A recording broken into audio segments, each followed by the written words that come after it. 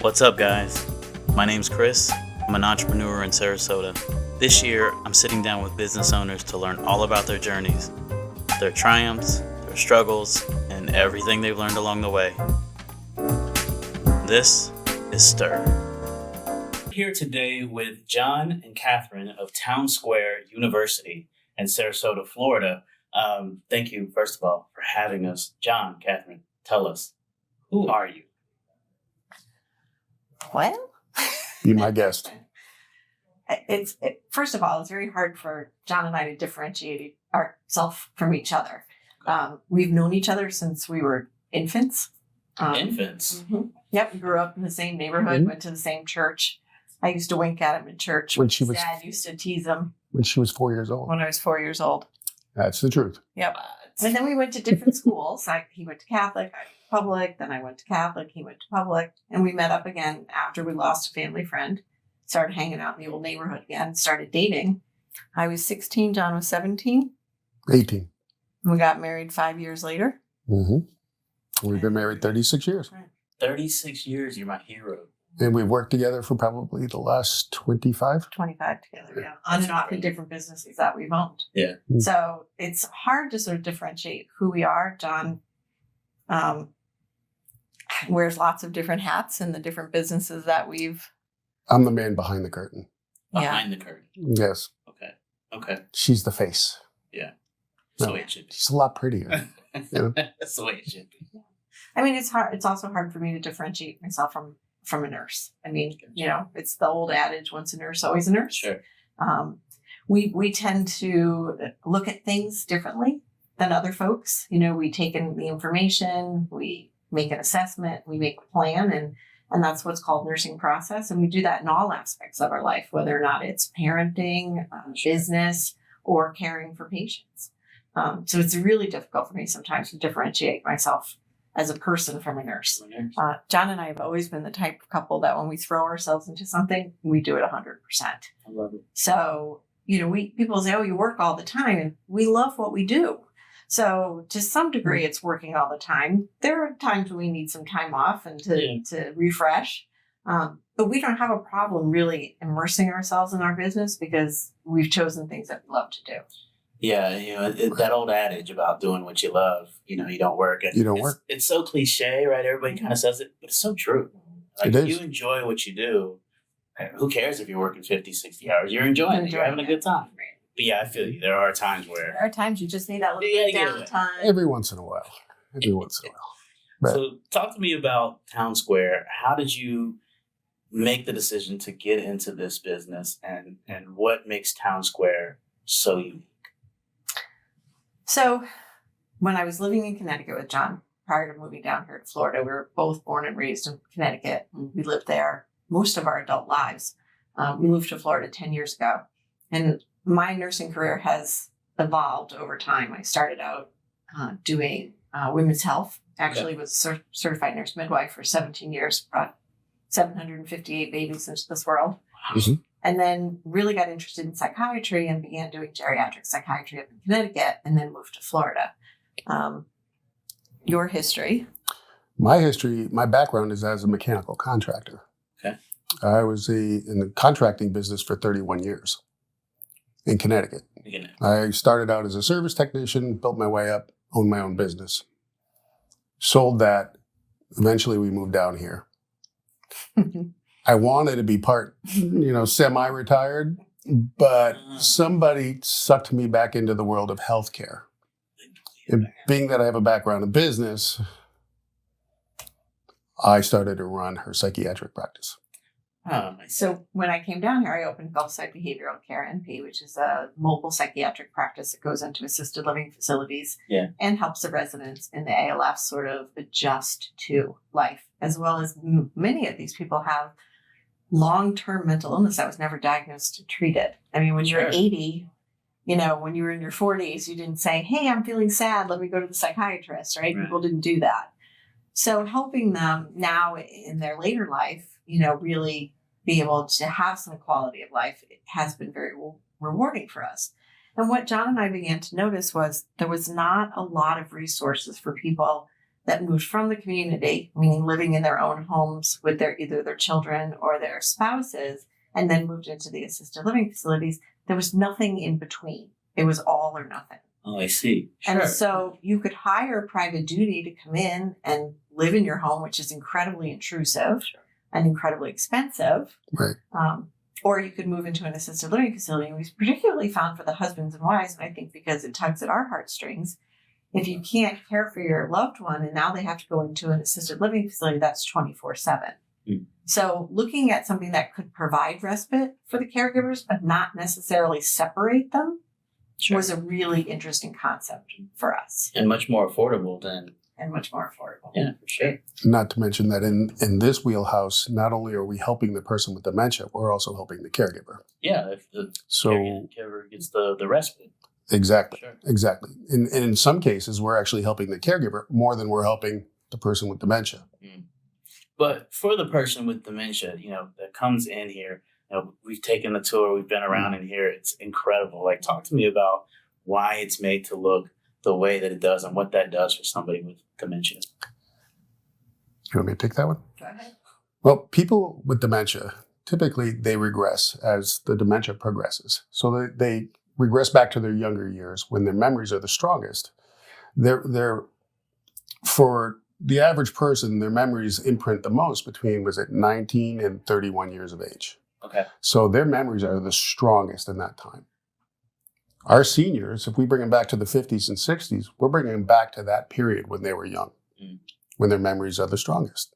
I can't tell you how many people have walked through the door, seen that car, and told me exactly the year, make, and model just by looking at it for 2 seconds. It's a 1956 Pontiac Chieftain. Yeah. It's beautiful. I've got a picture in that car. It's also a time in their life when they felt most productive. Because we as human beings need to be futuristic. We need to have goals. We need to have things to look forward to. We need to feel like we're a member of society that has value. And when you're young and you're working and you're raising your family, although they may be difficult years, they're the years that you feel the most valued by society. When you become elderly and you're a burden on your family and you can't get out and do the things that you used to do, then you don't have that sense of value. And so this brings them back to an era and time in their life when they were happy and felt useful and productive. Yeah. And in control. Oh, sure. Yeah, that's true. That's big for a lot of the members here. They need to feel like they have a purpose and that they can control that purpose. Sure. We have one individual who loves to garden. One of our member assistants asked him for some help in the garden. And he came right back with, "That's my job." Yeah. He felt like she was taking his job from him. Oh. And he had a hard time with that. Yeah, I bet so, I can see that. Yeah, and that's why they have a lot of, there's several of our members who think they work here. They think it's their job to be here. They come in, however many times a week, right? Right. I would feel that way. I get that. Yeah. And we give them tasks to do, things that, make them feel good about what they're doing. Productive. Yeah. Absolutely. It's such a unique business, but being in Florida, lots of seniors, right? So lots of people need it for sure. But talk to me about some of the challenges that you faced in starting this industry, and specifically because I don't know, 10 years ago, 20 years ago, did this type of entity even exist? Because typically you just think assisted living or nursing home. So not only the challenge of a business owner, but kind of breaking into a new niche. Yeah. The concept has been in Europe for a while. We're a little bit behind as always. But it has become more of a, mainstream form of care for the elderly across the country in different areas. We were actually up in Connecticut just recently, and we're surprised to see that there was 25 or 26 different adult days up in the area.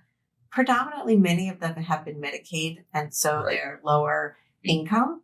And they don't look like Town Square. Right. You know, they're like a rec center with a couple of card tables.